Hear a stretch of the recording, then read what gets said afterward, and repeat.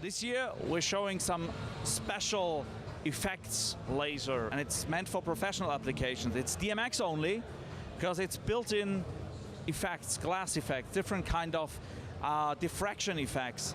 So this is basically meant for large-scale applications. It's a 4-watt system inside, but you can do all the different kinds of effects with one unit. So there's kind of, it's a sort of a gobo wheel, just to explain how it works.